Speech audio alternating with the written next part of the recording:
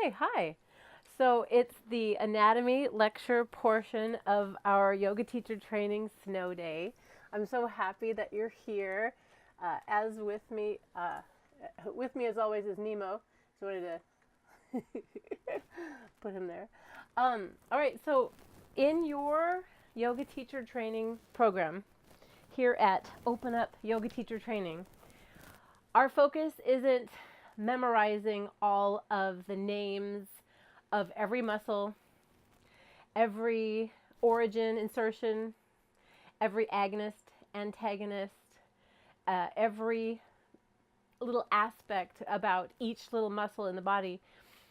Rather, our emphasis is functional anatomy, understanding priorities of alignment. A long time ago, when we started this journey, I told you that this hails from the Yoga Fit tradition. So we very happily pay homage and attribute this info to 1990s Yoga Fit by Beth Shaw. And this tradition originated out of a real need in 1990, where we saw a lot of gymnasts and dancers teaching yoga to people at the gymnasium. So tight people, people who are brand new to yoga, people with a little bit less core strength and lower back opportunities for flexibility than their teachers. So what the Yoga Fit tradition did in this moment in time was consult with doctors, physical therapists, and personal trainers and chiropractors to design just 7 rules of basic healthy movement patterns that if we can teach yoga adhering to these 7 ideas, we would never hurt anybody. This was pretty controversial because, as you know, in yoga, there's not one idea around anything. When we talk about yoga being a tree and there's a root, and then from that root grows a big tradition of different branches, and each branch is a different tradition.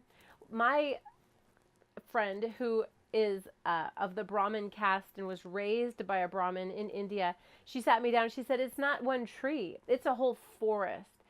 So when we go back to the basics of what you're learning in your program is, we go for healthy movement pattern first versus the style of yoga. You'll see, as you know, in your manual, how the author, coming from an Ashtanga tradition, has different alignment priorities just by the way that he draws the pictures of the poses in the book, that it's different from how we're teaching other people. Our goal, as ever, is to teach all levels all the time. So if we adhere to the 7 priorities of alignment, we will never hurt anybody. And so let's begin. Now, I want to start our anatomy lecture today talking a little bit about some questions that came up last week in terms of cueing that we're sometimes surprised by. I remember we talked about bridge posture. Now, I was consulting one of my very favorite anatomy books that you may wish to acquire. I would put this on a recommended reading list. It is called Anatomy and Asana, Preventing Yoga Injuries. And Susie Hatley is the author. Susihatley is a great resource because it's an anatomy book that just comes from, look, here's how people get hurt in yoga, and let's try to make sure that doesn't happen.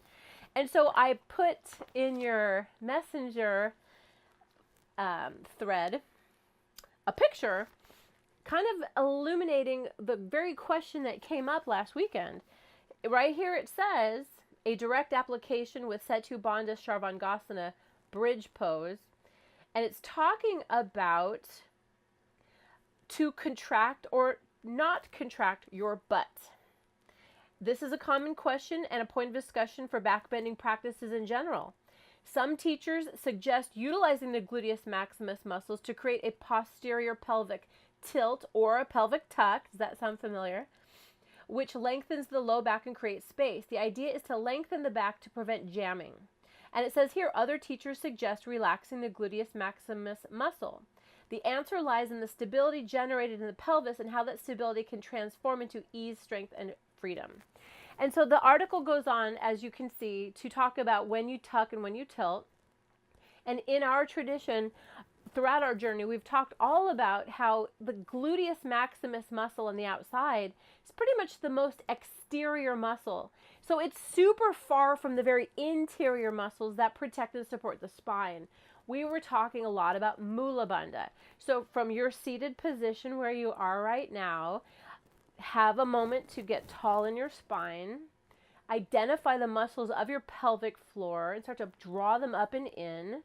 And notice how even just in a sitting position, once you get all organized up there in the mula bandha muscles, it's already helping to lengthen your tailbone down and back. And you're not tucking or tilting at this point externally. This is all an internal recruitment. So I submit to you humbly that as we're talking today in anatomy, we're going to look at how big muscle groups can help to organize overall exterior alignment, but it's these intrinsic internal muscles, as you know, that fortify a posture and make it safe. And where are we worried about safety? In the places where the spine changes what and what? Shape and direction. All right, so that's going to be a little bit of a jumping off point for our time together talking about alignment. And in week 6, as you are here, I think this is a great place for us to pretty much start from scratch on the 7 priorities of alignment. So if you could have handy your manual, you will notice that in your in your index in the back, right at the very beginning where it says index, where things are in numbers, look where it says 7 principles of alignment, and please turn to that page. Let's give you some time to get your book and to find that page. And we're all using different drafts of the book, so page number isn't so very helpful at this point, as you can imagine. I'm looking at a page 49, so it's probably in that neighborhood. So let's get started. Of your 7 priorities of alignment, the first one we talk about is dynamic tension. And we've talked a lot about how it's not about just stacking bones. It's not about just positioning your extremities to make a yoga posture. There is this magical push and pull going on in every posture that hugs and unites and fortifies and creates asana.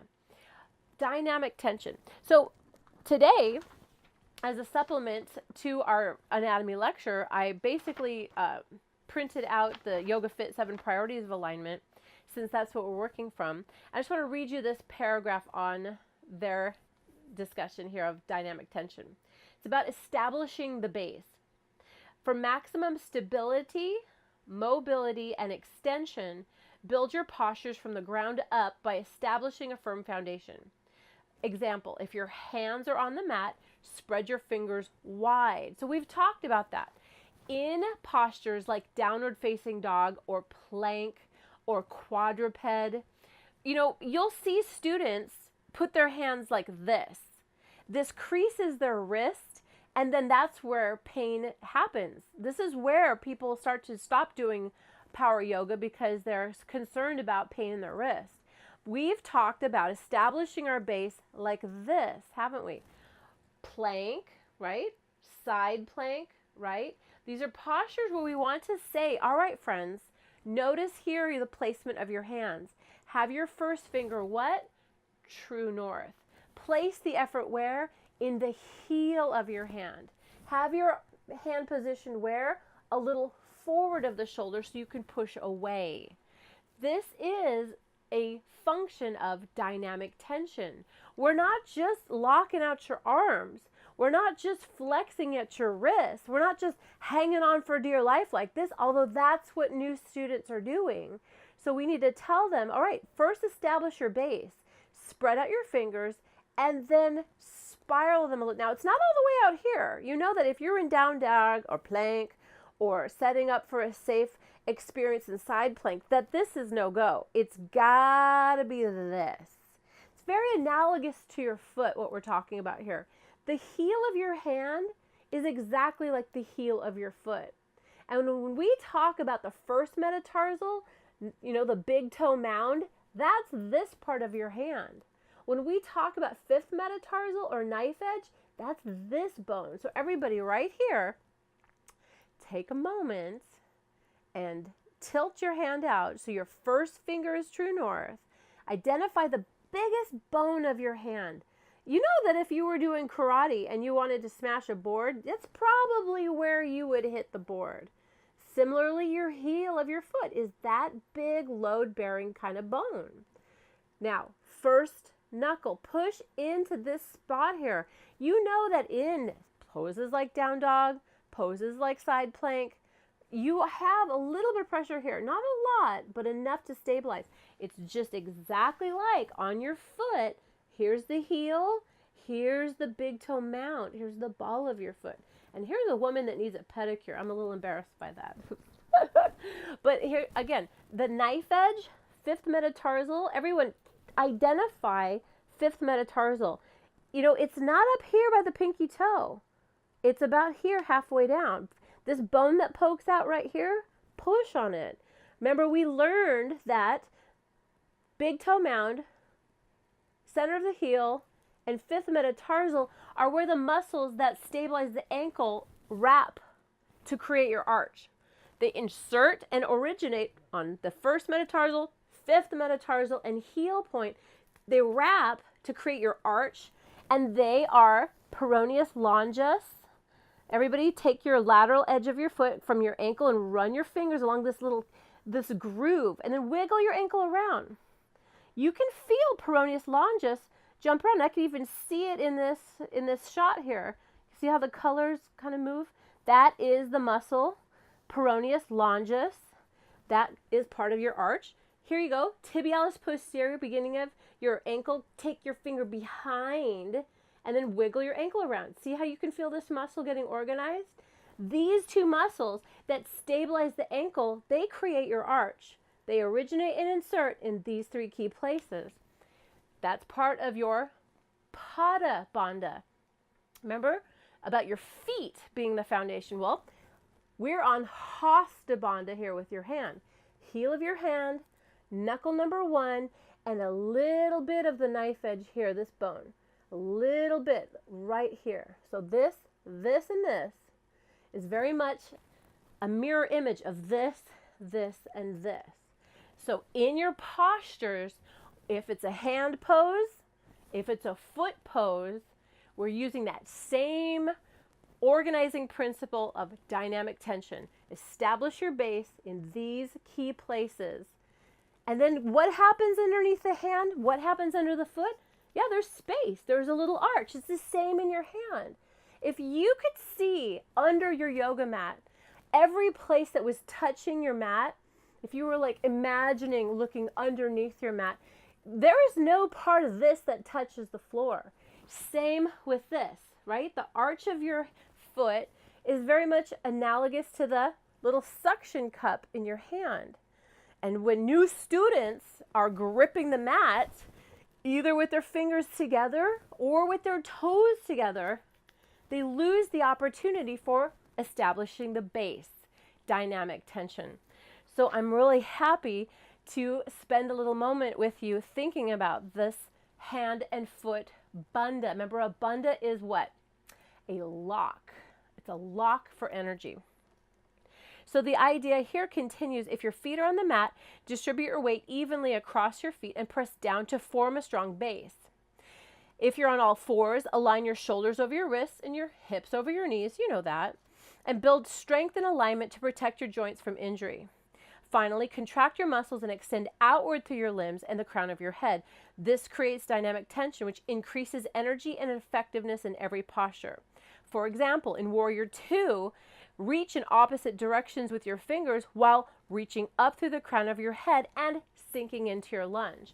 So again, think about how everything in yoga is about the base and from where you are extending, from where you are reaching up. So we're always pulling up tall through the crown of the head. We're always reaching out through the limbs, but hugging muscle to bone. You can take your shoulders out of their sockets. Would you call that alignment? No, we have principles of alignment to address this. Part of dynamic tension is knowing that if bones are out of their socket, if bones are poking out, you're out of alignment. And so that goes without saying, but it's helpful to revisit as an idea, especially when you're creating dialogue like we are in week 6.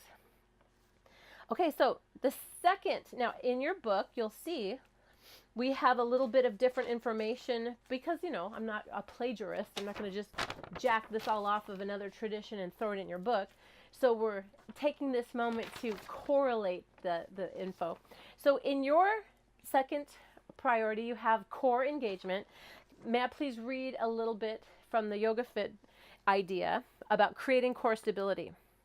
The muscles of your midsection, your abdominals, your lower back, your glutes, your hip flexors, comprise your core. Engage these muscles before moving into and while holding poses to create strength, stability, and mobility. When you work from a stable core, you can move with confidence into your poses. Well, we know that. In the yoga tradition that you're learning, the Open Up yoga tradition, we've taken this idea of core engagement and added the bandhas into the conversation. Mula Bandha, Uddiyana Bandha, and Jalandhara Bandha, as you know. We have talked a lot about how securing the pelvic floor muscles up and in helps to stabilize what two key places in the low back? SI joint and L5-S1. We've done a lot together to think about how we fortify poses from the inside. That's the point of our discussion of bridge pose, of camel pose, of back bends, of chair, of warrior one, in these moments where we're like, I'm confused. I'm hearing people say squeeze your glutes or not squeeze your glutes. It's not about the glutes. It's about those internal muscles. So at this point, what I'd like for you to grab is book 2 of your anatomy, and let's take a quick peek at the page that has the bridge posture in it. In your book 2, page 182 and 183, you have examples of using the props to create a supported bridge posture. And in this photo, the author makes no distinction as to what muscles are engaged or what muscles are relaxed. So looking in your book at the interior sections, you'll notice how the author does color things red if it's stretching or passive, and very dark blue if the muscles are active and turned on, okay? So think about how looking at wheel, which is, as you know, a variation on bridge, page 142, page 143. Page 142 shows us your Urdhva Dhanurasana. What a fun word for wheel. Urdhva meaning what? Upward. And Dhanurasana, bow. So it's like you took bow pose and you flipped it upside down. So it's an upward bow. And here you are. See on page 142, you have the figure colored. Let's start at the feet. Just like we just talked about, there's peroneus longus lit up. If something's blue, it's contracted, it's firing. So we were just now talking about the muscles that stabilize the ankle by virtue of the fact that you are pressing into the heel, the first metatarsal and the fifth metatarsal. You're waking up the PL and the TP, PL being the peroneus longus. So look at right there on the outside of the calf, it's colored blue. Now run your eyes up to the glutes. It's a little bit hidden because of the way the picture is drawn, but I'm seeing a pretty dark blue set of muscles there. The synergizing and activating, you can see here that the figure in the pose has their psoas major. Remember the hip flexors, how they oppose the glutes? Remember, it's like a bicep-tricep relationship. When the glutes contract, the psoas major relaxes. You can see that part of it is shown and it's colored red. It's stretching. Let's look at the picture on page 143. Woo, you can see more glute there, fired up blue like crazy. And yeah, inside you can see that the pink muscles, they're highlighting. It's an internal muscle. It's a deep muscle, so it's hard to see from the outside. But the point is this. Now you can see, yeah, look, the bottom of the foot. There's the arch lifting up because we're pressing through Pada Bandha. So this is helpful. Take a look at page 143, and it's talking about what's going on in the pelvis and the legs. And it says the gluteus maximus in the buttocks and the hamstrings down the back of the thigh extend the hips. That's the job of your glutes. It extends your hips. Hip flexion is what you're doing now, seated. There's your hip flexors. And when you bring the femur closer to your core, that's hip flexion. When that's working, you know the glute is stretching. Well, in a bridge, in a wheel, it's going to be contracted, the glutes are, so that it can open up the hip flexors. So that's great for us to take a look at. Now, you have book 2 in your hands. So what we should also do is cruise back in to page 207. So we can see a little more up close muscles of Mula Bandha that we're talking about, that you recruit when you're doing things that are back bending to support the very sensitive intersection of L5, S1, and your SI joint, the back part, where you see exactly featured on the opposite page. So on page 206, page 207, you have a participant drawn doing a Ekaraja Kapotasana, the half pigeon. And since they have a strap around the foot in 206, we're assuming that they're working toward king pigeon. And that is the sagittal plane expression where a person would put their feet towards their head, and not the coronal plane expression, the mermaid, where you're tilted to the side. But anyway, while we're on these pages, look at 207. You're going to see deep down there, 12 is labeled as pelvic bowl. Those are your Mula Bandha muscles. The chicken laying its egg, changing its mind memo right there. See the pelvic floor muscles of the urogenital triangle, the perineum. All of that is muscularity that we lift up and in to help keep your back safe in postures. It's got nothing to do with the glutes. This is a bandha. It's interior. It's a core stabilizer. All right. Now, if you could please turn the page next to page 208 and 209, you will see, again, huge up-close picture of the pelvic floor. And let's get a little bit deeper here into the neighborhood and identify the bones that we're talking about. I would consider this right here to be L5S1. This is the disc, this is the bone, and there are the fused vertebrae of the sacrum. Now, this is a sacrum part here. This is a sacrum part here. And this right here is your iliac bone. This is the big bowl, right, of your hip complex. What do you think that line right there is? That's the SI joint. So let's write down, if you want to please grab a pen and write in your book. It just gives us more help in understanding the SI joint, this part right here. S for your sacrum and I for your ilium.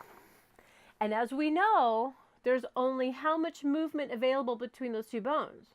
1 to 3 millimeters. How thick is 3 millimeters? It's like half of a standard yoga mat. It's about half of a standard yoga mat. So if we were to apply any kind of a sharp shearing force, we know this would become torn. The ligaments, they do not like to stretch. There's no blood flow, no circulation there. So that's an injury that needs surgery, as you know. So anyhow, looking here, talking about core engagement, we have some real opportunity to understand, by virtue of the fact that these pelvic floor muscles are touching these bones of sacrum, lumbar, of iliac, sacrum. This is what fortifies from the inside to support these delicate places, L5S1 and SI joint. All right, has nothing to do with your glutes. Okay, so now core engagement we also know involves interior Uddiyana Bandha, right? Everybody go ch, ch, ch. That whole ch, ch, ch, when we're in the Hatha tradition, is making use of the interior core muscles, transverse abdominis, and we know that it protects the thoracic where it touches the lumbar. What was that intersection called?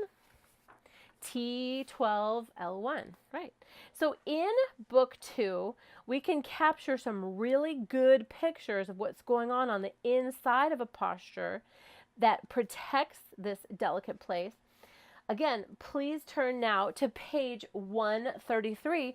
We're going to talk about another back bend because those were the themes of the questions last week that came up about, do you squeeze your glute in camel? Do you squeeze your glute in bridge? Do you squeeze your glute in standing back bend? Well, gee whiz, Shalabhasana locust on page 132 and page 133, it's a back bend. It's just a back bend on your tummy.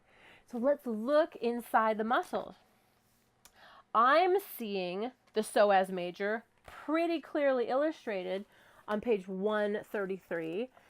Again, these are an agonist-antagonist relationship like bicep-tricep, like quadricep-hamstring.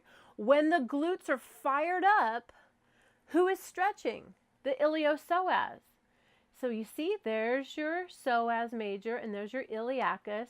And when this whole complex works together, we call that the iliopsoas, your hip flexors. This is a back bend. They could be standing, they could be on their tummy, they could be in wheel or bridge. Sure enough, the glutes are lit up so that the psoas can lengthen. Is that the end of the story? No. The internal Mula Bandha helps fortify from the inside. This muscle has to be lit up for this to stretch to get the job done on the outside. Now, talking about our Uddiyana Bandha, we're moving up the chain to support this region where the lumbar changes to the thoracic. And since you know it's a back bend, the thoracic's getting that nice big extension. Yeah, we got to have the tummy pulled in. That's just day one stuff. You know that about all of your postures. Let's look a little bit more at Jalandhara Bandha. When you're activating the throat lock muscles to protect what sensitive intersection? C7T1, right? So everybody take your hand and identify the bony place at the top of your spine. Jut your chin forward, feel it poke out, pull the chin in and down, feel it push back in. Jut your chin out, pull your chin in. You know that the head jutting forward syndrome is a lot of what we'll be doing today on the computer because we're straining to see, okay, who's online and are we working here? Are we rolling? What's happening? How does my hair look? Like everything we do in our culture has to do with jutting your chin forward, looking at a screen, driving a car to go sit at a desk for 10 hours to look at a screen. So Jalandhara Bandha, as you know, is the throat lock sensation that creates a nice long neck. So check out page 102, 103. Again, we're in book 2, anatomy, page 102, 103, staff pose, Dandasana. Danda means staff, like a shepherd taking care of sheep. And anytime you make your staff pose from the inside, we call it Dandasana. You're familiar with it for plank, right? So Dandasana also stands for any seated tall position where you're just sitting up straight. This is the staff of this staff pose. And again, plank is just a variation on that, right? You're just turned over with your arms straight. So staff pose, Dandasana. It's a very strong, stable thing like a stick. Take a look at page 103 and you'll see all of the muscles showcased, and they're not colored blue. They are just drawn there. And the very stoic expression on this person's face with their eyes is, showcasing that they're very focused on what they're doing. And I don't see anything really lit up blue in the throat muscles, but you can see at the very back of the neck on page 103, muscles that attach at the base of your skull and run down to the region we are speaking of, they are contracted. You can see that. So not only the front throat muscles organizing where the chin is, But when you have your chin tucked down and the super long neck that is safe in all postures, that's what we're seeing here on page 103. So that's good to know. So as we have talked about, core engagement is a huge part of all of asana. And in our tradition, we take this idea of core engagement and we really look at it through the lens of the bandhas.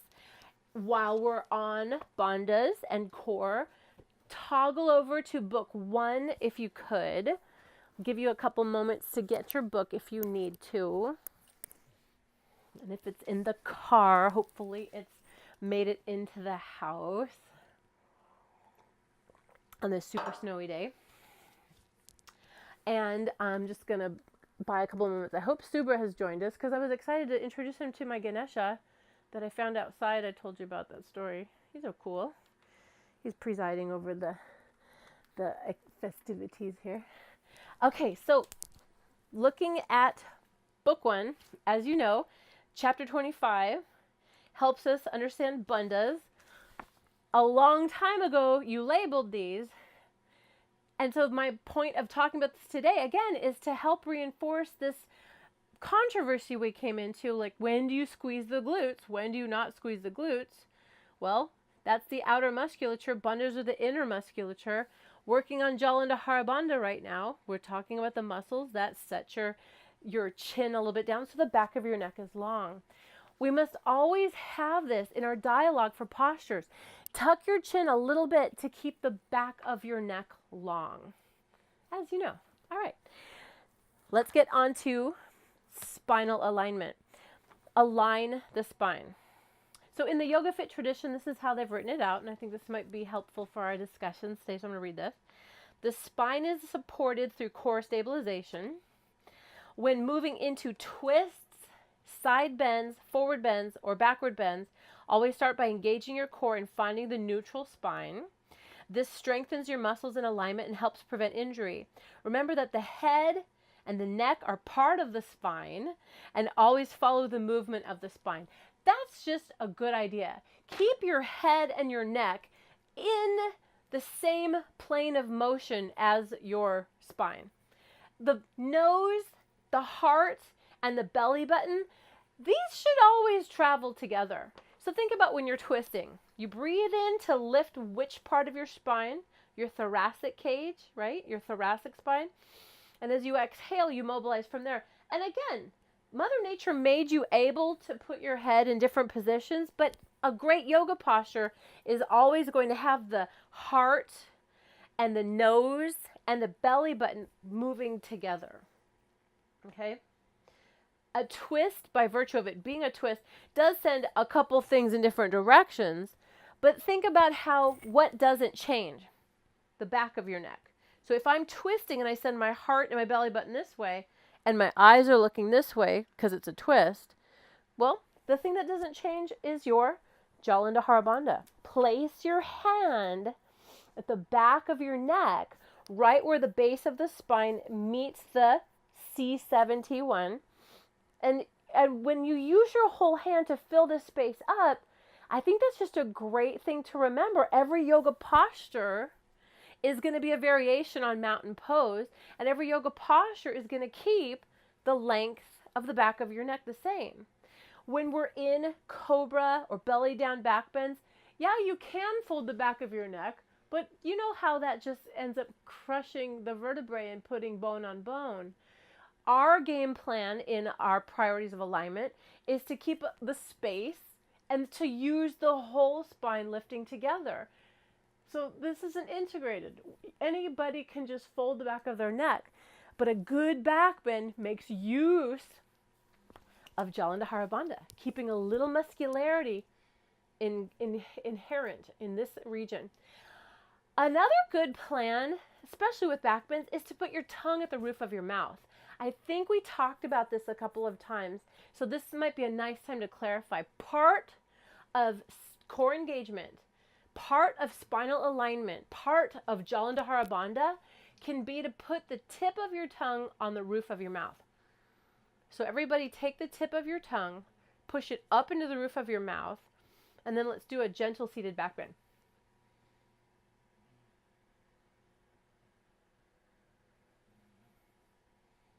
See how that can secure the muscles on the inside to protect what delicate intersection? C7T1. So this time, take your fingers, place it on the bony protrusion at the back of your neck, right there. Put your tongue to the roof of your mouth and jut your chin forward and back. Now, keep the bone on the inside, so you need to apply your jaw into Harabandha, pull your chin in, tuck your chin a little bit down. See how the bone goes away? It goes inside. When bones are outside the body, you're out of alignment. It's not safe. Put the tongue at the roof of your mouth, lift your rib cage, and do a little back bend. The bone stays in, doesn't it? It also can help address the very natural fear response that comes up in back bends too. Having that safety and security of knowing that your neck is okay. It's a very key component to the confidence that back bends can inspire. All right, let's move on in priorities of alignment. So in your manual, working through the content, we're now on number 4, hip hinge when coming from a forward fold. So you know that that's something that's very near and dear to my heart.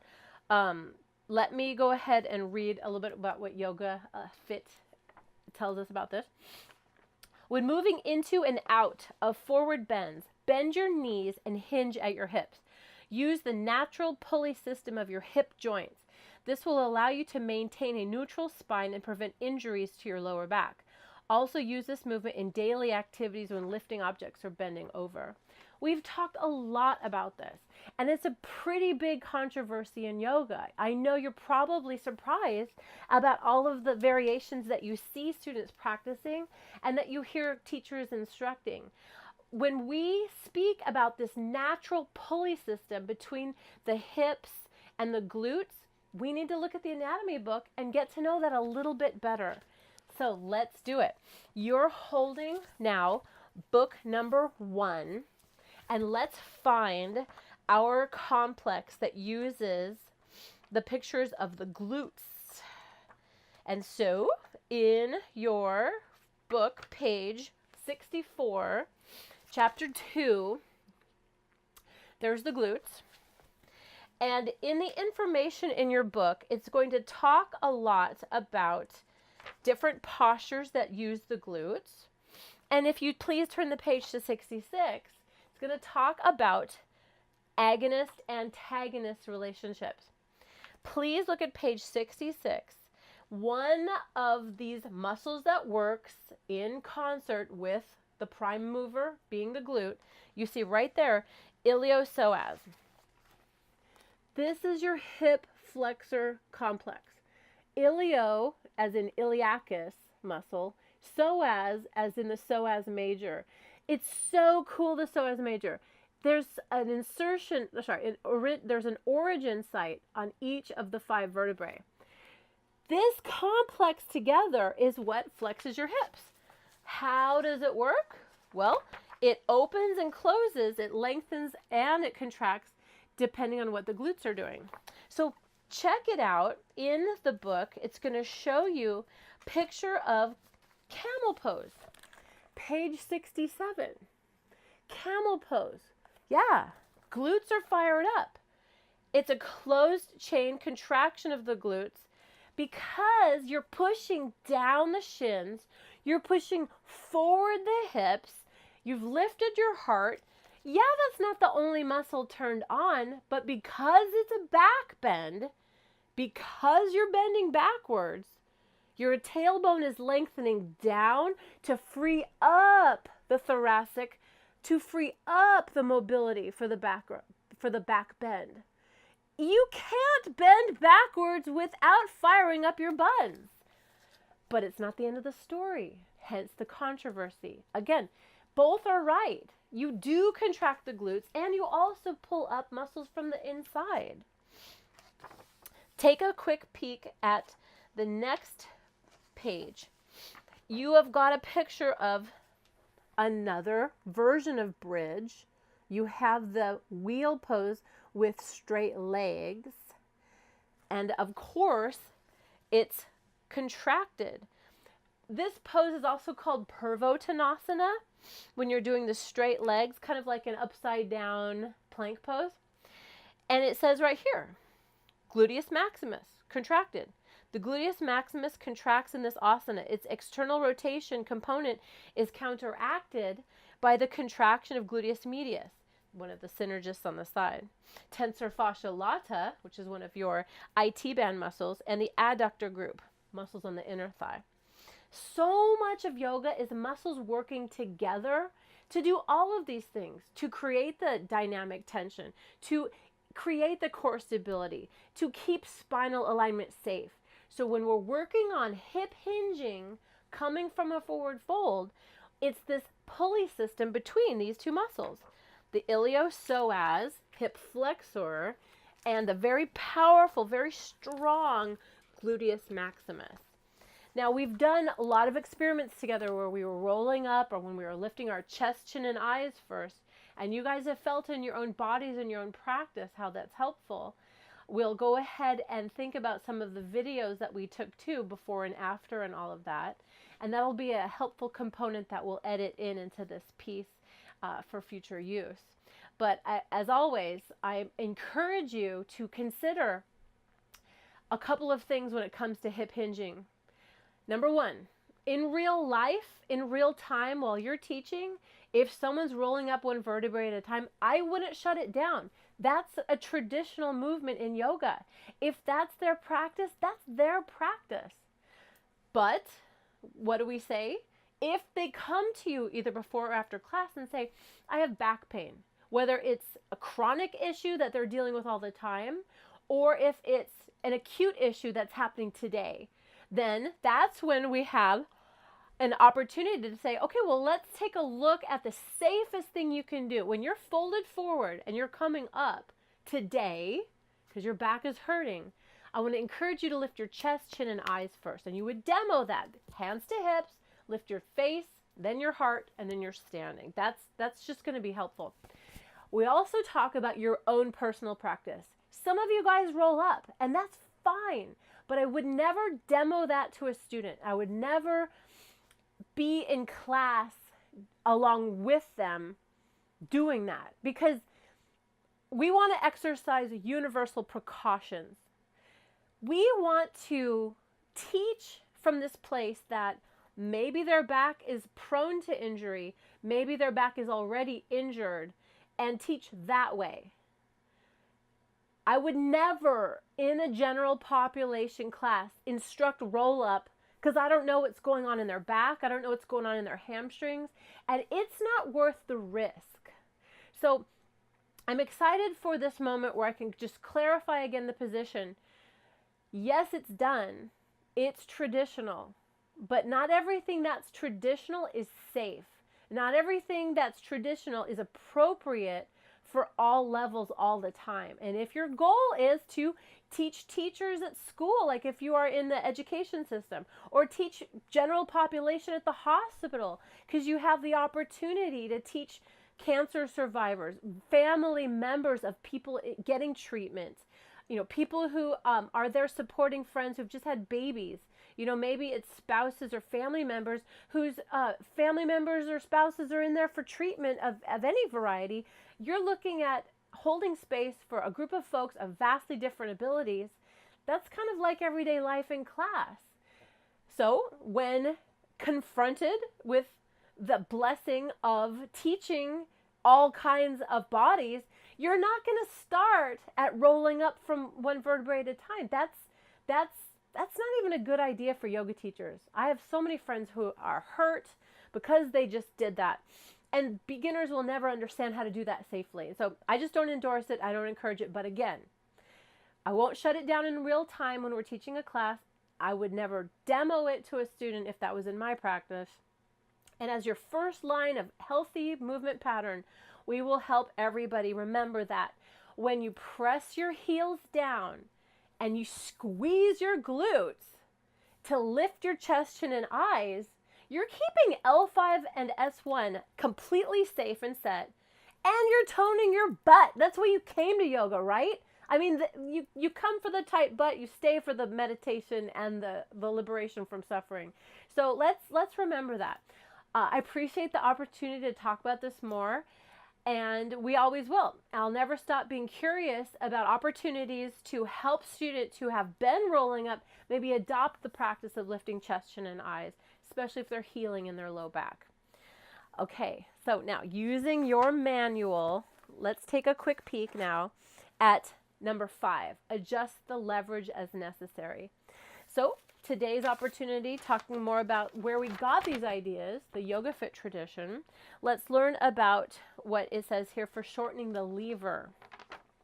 So when hip hinging, flexing, or extending your spine, keep your arms out to your sides or alongside your body to reduce the load placed on the muscles of the low back. Bend your elbows instead of using straight arms.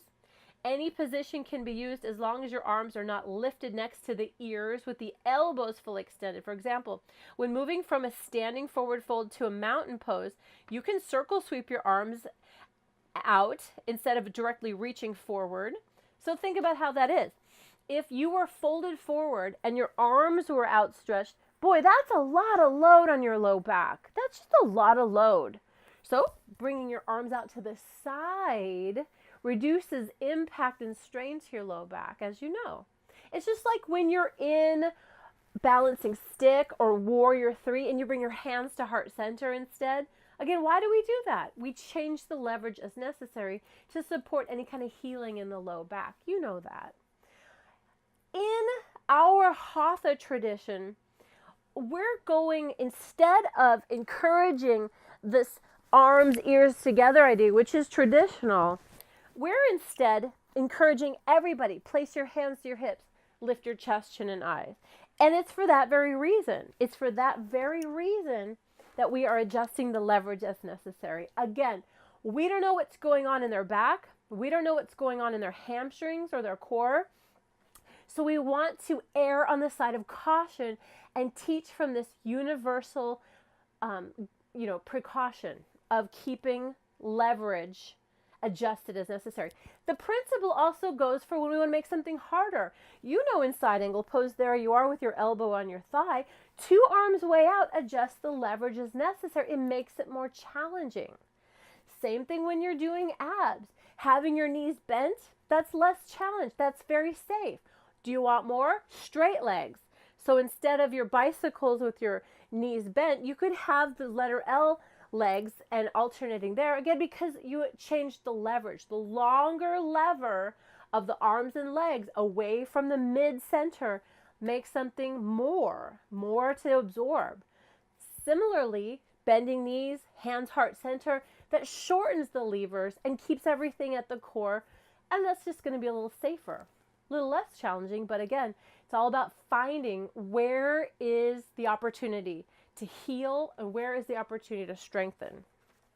Okay, looking in your manual, we have next shoulders back and down. We talked a lot about shoulder biomechanics last week. Do you remember? What are the 4 movements? What did we start with? Funky chicken, right? So if funky chicken is painful, what move in yoga is going to be really hard? Circle sweeping. So what was the advice there? Coming through hands at heart center, doing the sagittal plane transitions. And right there, you're adjusting leverage when you are in a back bend, your arms are up, and then you bring hands through heart and you run it down to your forward fold. That you've kept everything close to the midline. So the idea about shoulders back and down, you heard funky chicken last week, is a rotator cuff move.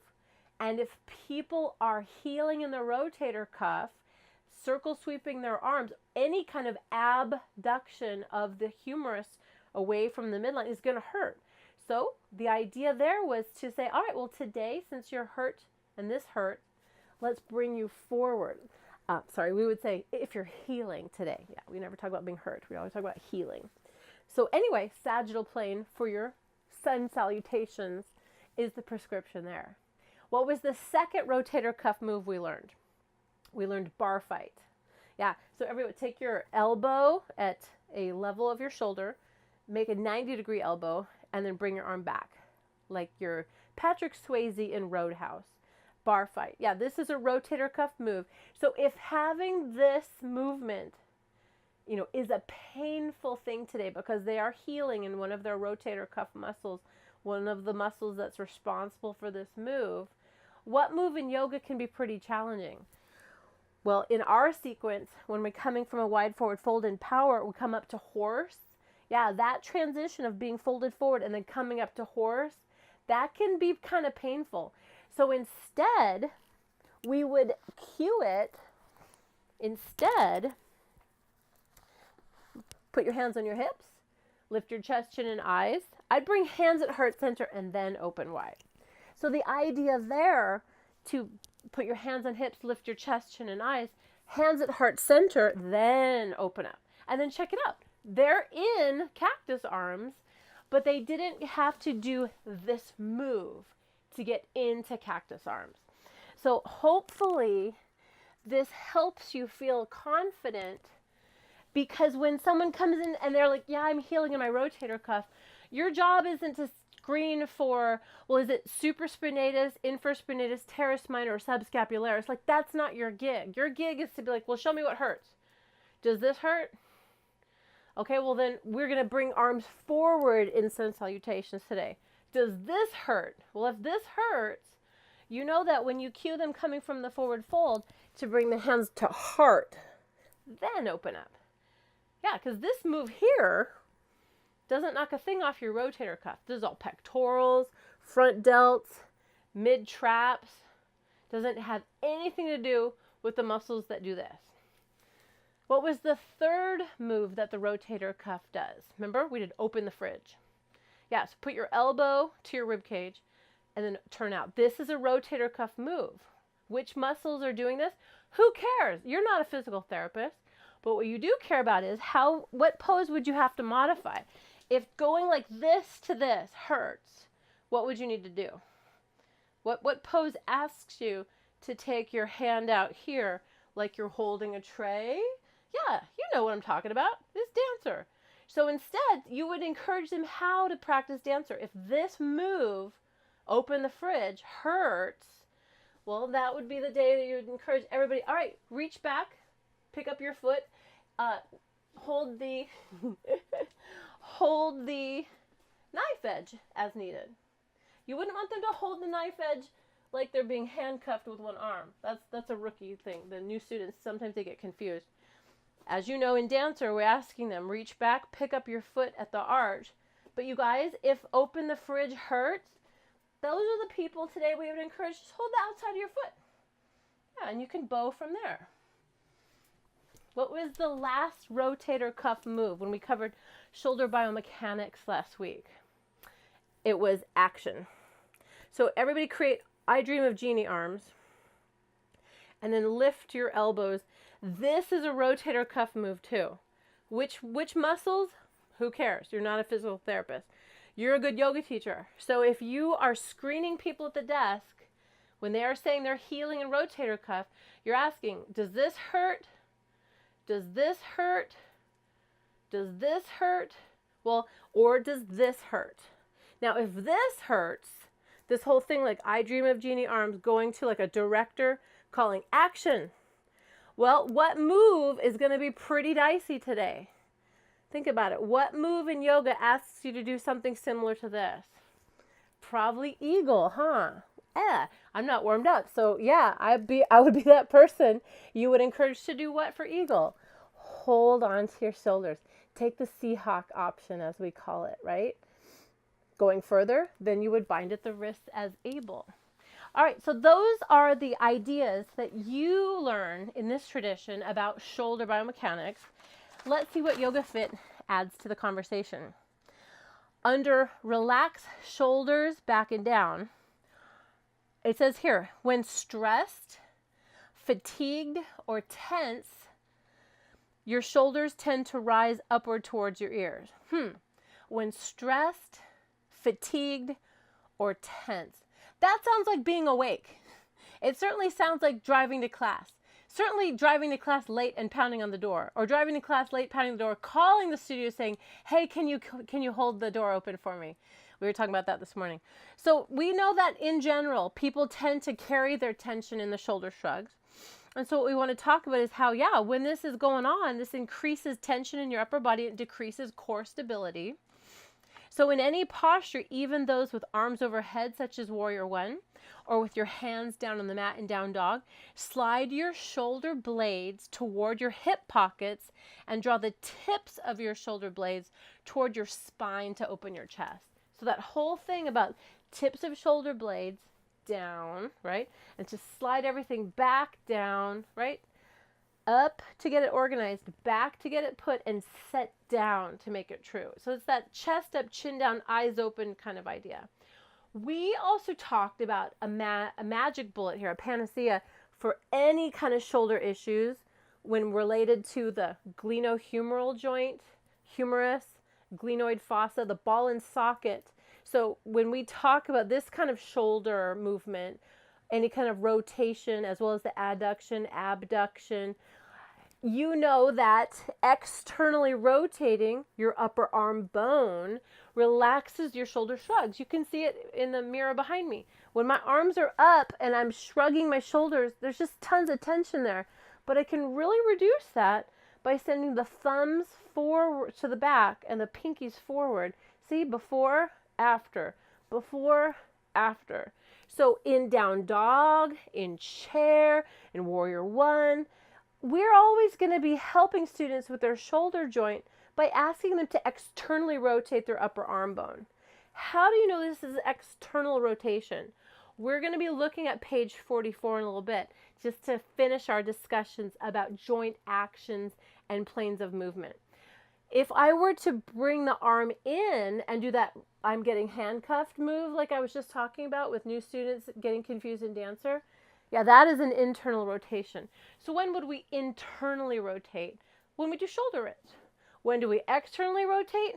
Everything else, from mountain pose to anything involving arm ergometry, having our arms in the lifted position or active in the postures, as you well know.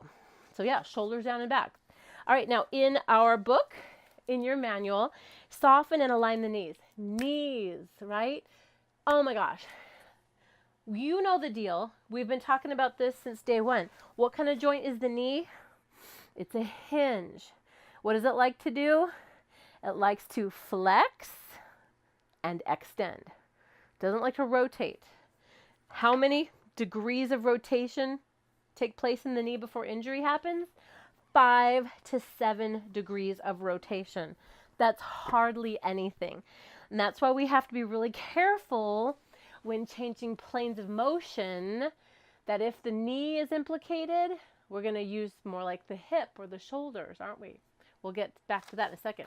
But let's see what Yoga Fit says about knees. My favorite saying, of course, God and your friends will forgive you, but your knees never will. This is important. Okay, soften and align the knees.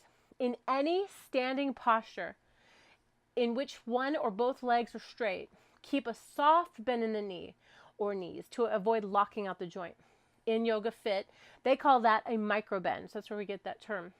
The slight bend helps stabilize and protect the joint by strengthening surrounding muscles and corrects any muscular imbalances in the legs. Refer to poses such as, Warrior Two, crescent lunge, in which you stack your knees above your ankles and point them directly over your toes. In general, the knees, when bent, remain in the same line as the hips.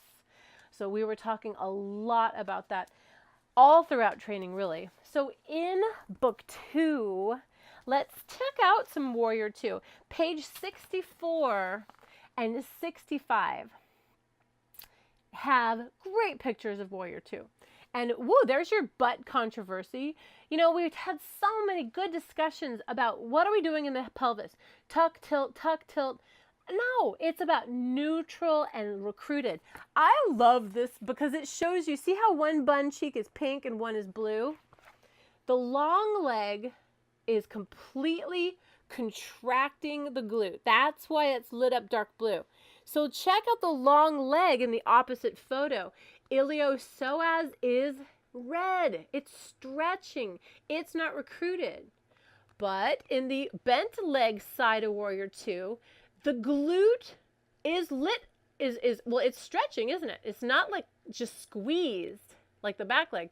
It's working eccentrically. So it is lengthening, but it is stretching. That's why yoga is a superior activity. You know, you think about the leg extension and leg curl machines, you know, as an example of isotonic contraction where one side's lit up, the other's just stretching. Well, yoga never really does that. When there's one side working, the other side, it is still working. It's just working while lengthening. So you've got this side working while lengthening. And as you know, right, you have your perfect alignment, your knee right over your heel. Where's the pressure? It's in the heel bone, isn't it? And when that's true, everything is stacked up in a nice alignment. You see the quad of the bent knee side completely lit up. That's so dark blue. You see also peroneus longus, the outside muscle we talked about earlier. And you see tibialis posterior right there behind the ankle of the inside. Great idea for dialogue for Warrior 2. Talks a lot about press to the inner part of your heel on your bent leg side and press to the outer part of your heel of your back leg side. What do we mean by that? Everybody stand up because you've been seated for a while in this lecture. Please assemble a Warrior 2 stance for yourself. Press your front heel down a lot. Extend your back leg nice and strong and straight. And just for kicks, notice your knee. Yeah, always kind of dipping toward the big toe side. We want to help with this nice external rotation of the femur, pressing into the heel point. But what I'm asking you today to do is to press a little bit to the interior of the heel, so like the medial side of the heel bone, toward the middle of your mat. On your back leg, press into the outside of your heel bone. I'm not asking you to roll your ankle. I'm not asking you to have a prescribed degree of turnout, because remember that's very personal and unique. Whatever your heel is doing back there is per your own degree of turnout in your skeleton of your hips. But today, to be in this really super sustainable posture, roll a little bit to the inner heel point while you help the knee externally rotate. And on this back leg, have a little bit of extra work to the outside of the heel bone while kind of medially rotating, internally rotating this thigh bone. That's the spiraling of the energy in Warrior 2. And like I said earlier this morning, part of learning your dialogue, you guys kind of get a little bit stuck that first time you see Warrior 2. So today in our work, let's expand on these ideas about just that nuance of where are you really pressing in, where are you lightening up, where are you relaxing. I don't want to hear dialogue like, you should be feeling this here. That's not helpful because everybody's experience is different. Instead of telling them what they should be feeling, ask them, notice where you're experiencing this. Notice where you're feeling this. And then let's talk about where to redirect and nuance the effort. I think that's a great idea for week 6 when we work on creating dialogue together today, okay? All right, so knees, yeah, we want to keep them in a line. What's in a line? Everyone identify your hip marker, your ASIS bone, middle of your knee cap, space between second and third toe. You know that no matter what you're doing, that's got to be in a line. If your feet are together, you're not in alignment technically. If your feet are hip distance, then you are. And that comes in handy in so many poses. And I feel like we've done really good work together talking all about that throughout your journey. All right, let's take a quick look in the book. We have now talked about all of them. We talked about the dynamic tension, hugging muscle to bone. We talked about core engagement using the bandhas. We talked about spinal alignment. Again, just to review spinal alignment, you know that when you're in a back bend, it's a pelvic what? Tuck. When you're in a forward fold, it's a pelvic what? Tilt. When you twist, everything above the navel can and should move. Everything below the belly button should stay put. Those are great things to wrap your mind around and focus your dialogue around forever. Okay, hip hinge coming from forward fold. Lift your chest, chin, and eyes. That's the safest way to go. Adjust the leverage as necessary. We saw how you can make postures safer or more challenging based on leverage. how far away the limbs are from the midsection. Shoulders back and down. We learned about the 4 moves of the rotator cuff and how we can accommodate healing for our students depending on what was hurting. And we learned that external rotation of the upper arm bone is always the panacea to taking any kind of tension out of the upper traps and shoulders. And for soften and align the knees, we're always going to make sure that when we are under load, we're going to keep the hip joint, knee bones, or the kneecaps, and the space between second and third toe in a railroad track fashion. All right, so now let's quickly finish our anatomy work today by looking at page 44 in book 1.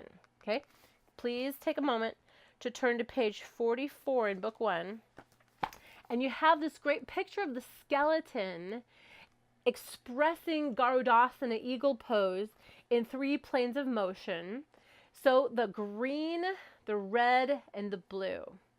Let's talk about the green. What was the plane of motion that the green is? It is the coronal plane. And corona comes from like corona of the sun, right? So imagine you're between the 2 plates of glass. So you know that there's only 2 movements that we can do adhering to the rules of the coronal plane. One is taking your leg or arm away from the midline. We call that what? Abduction. Or bringing your arm or leg closer to the midline, we call that what? Adduction. So the only 2 moves you can do are abduction and adduction. And the idea for that helps us understand about what's going on in different postures, like, say, triangle from power, right? You're completely flat against 2 plates of glass. So if there was anything going forward or back, you know you're out of alignment. Warrior 2, as you know, same thing. Side angle pose, same thing. When you're in the posture, you are flat. Nothing's rotating and nothing is flexing or extending per se. Okay. What was the next plane of motion? Sagittal plane. And the sagittal plane coming from the word Sagittarius, like the archer, okay, like so shooting bow and arrow. It's all of movement that we normally do in normal life, right? Walking takes place in the sagittal plane, right? Bicep curls, crunches. Let's review the 2 joint actions you can do in the sagittal plane: flexion and extension. A straight line, like my standing legs, is 180 degrees. So I'm talking about the orientation between my core and my femur. If I brought my knee to a 90-degree angle, I'm flexing the joint of the hip, and I would say that's a flexion because, again, we're creating a smaller angle.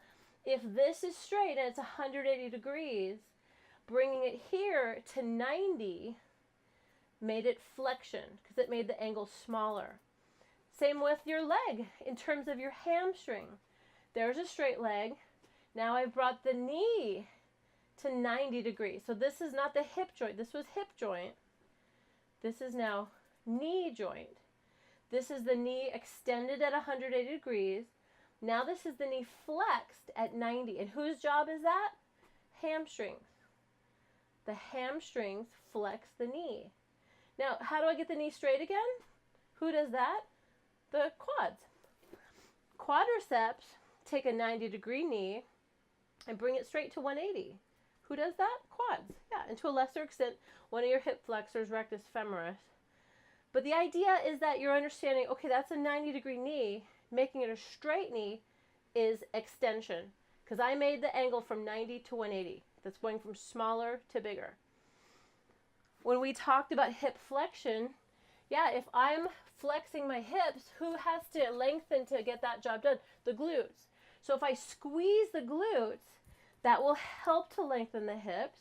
So the glute does extend the hip. And it also has a job of externally rotating the femur a little bit. So let's talk about the last plane of motion, transverse. So when things are in rotation, it's neither the red zone of flexion and extension like I'm between two parked cars or in a narrow hallway. It's not adduction, abduction, like I'm between two plates of glass and I can only snow angel it from there. It's rotation. So this purple zone that's in the picture is talking about the actions of this. Your legs and your arms can go into internal rotation and external rotation. Internal or medial toward the midline, or external lateral away from the midline. When does this come in handy? Well, again, the glute is an external rotator of the femur. So half moon pose in power yoga, that's your external rotation. If you want me to square the hips, I got to do this move. Internal rotation of the femur. External rotation for the half moon. Internal rotation to square the hips. Stand up, if you will, and take your leg a little bit off to the side. Bring it behind the midline a little bit. Squeeze the glute, and you can kind of tell already when you squeeze the glute, it naturally makes a little bit of turnout happen. The glute is an external rotator of the femur. That's why when you want to square off the hips in like airplane or balancing stick, you gotta medially rotate, internally rotate the thigh. External rotation that we were talking about as a nice way to ease any shoulder tension, again, moves the upper arm bone away from the midline. Lateral or external rotation. And there's other joint movements, but these are our main ideas. Why do we care about this? Sequencing. We were talking about how when you're doing postures that are in flexion and extension in the sagittal plane like sun sals, that requires no rotation. When you're in poses that use the long edges of the mat, such as things like your warrior twos, things like the deep forward folds. Look, what I just did was I combined two planes of motion. Your side angle, your warrior two, your triangle from power, all that's coronal plane. But the minute I wanted you to fold forward, I'm now in sagittal plane. So what's the joint that I had to get organized first? The knee. I don't want to ask the knee to rotate.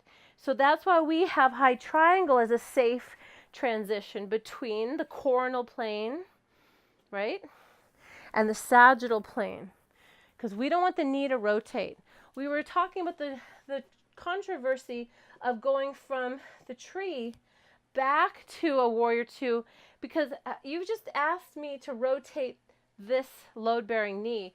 And I told you guys a story last week. I was just standing in my kitchen having coffee. I went to attend to a cat and I kind of rotated. I'm still hurt. So risk versus reward. Just because you can go from tree and then tell people I'll see you in warrior two, I don't know that means that you should. A safer transition, what do we say? Crescent lunge is your bread and butter, because then it's just big muscles of your hips and glutes doing the transitions. So in that example, here we are in tree. If anything, I would bring your knee up and say crescent lunge, and we would step back. Yeah, that's challenging, but it's safe. And then when we were in crescent lunge, I'd then open you up to two, because what did that take? Just a bit of hip. So in our discussions about transitions and planes of motion, we're really worried about changing planes of motion on the shoulder because it's built for mobility and not stability. So that's why you will never see us in our tradition go from a side angle to a side plank. Well, because that's putting the shoulder as the load-bearing joint. That's such a delicate, easily injured joint. Instead, we're going from a side angle to then a revolved side angle. And, if you're skipping dragon that day for whatever reason, it's still a safe transition if you cue, okay, modified side plank, put your knee down. Now, here's a handy hint that I wanted to talk about today. I think this is a good moment to talk about it. We haven't really explicitly said, hey, in this transition moment in section 5, you might tell people to work their foot off the mat. That is a really safe way to practice a modified side angle, having the knee down. But it's more to the point, not just having the knee down, but look, I don't know if this is something any of you have thought about. I know sometimes we think it's a more challenging pose if the shin is in line and it's all coronal plane here. I encourage you to bring your foot behind the body. So how would we cue that?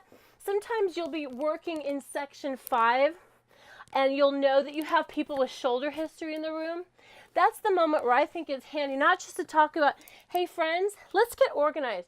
Look at your front hand, spiral it out, make sure your first finger's true north, put all the effort in the heel of your hand. Modified side plank. I would showcase this. I would say, hey, if you're healing in your shoulder today, identify your left foot, help it off the mat. Help it off the mat. Modified side plank. So I don't know if this is interesting to anybody, but I know I have some friends who teach and they say, hey, it's more challenging if you put your shin here. No, it's not worth the risk. I'm talking about your shoulder safety. So if you think it's a more superior version to do a modified side plank with your lower shin in the coronal plane, I don't think it's worth it. There's no way to get steady. So feel good about the foot being off the mat. And then from there, yeah, people added their two-leg thing. And that is a very safe thing because we started modified, then we built on. So it's that whole theme we have throughout our journey is this is a great place to stay. Going further, stack your legs. Want more? Lift a leg, hold your big toe, starfish, whatever you want to call that expression. Change, plank, spy the mat, flip it back. Safe, safe, safe. So this concludes your anatomy lecture, and I appreciate you watching this. I know it took us a little bit extra time, but it was my intention to walk us through the 7 priorities of alignment that we use in our tradition and to pay homage and cite the source from where this information came from. I'll go ahead and take a picture of this document and post it in your Facebook Messenger so that we can all understand why sometimes you're learning things in this tradition that might be different from what you're hearing out there. It's not that it's wrong. It's that our priorities at Open Up Yoga Teacher Training arise first from healthy movement pattern, traditional yoga ideas second, because we're not teaching yoga teachers, we're teaching general population people. So let's go ahead and have a 15-minute break, and then we're going to try a Google Hangout next. And I'm told that Skype might also be something for us to experiment with today. So please take a little break and then look at your email, and I will sketch out the next 2 hours of our snow day. All right, thanks so much, guys. All right.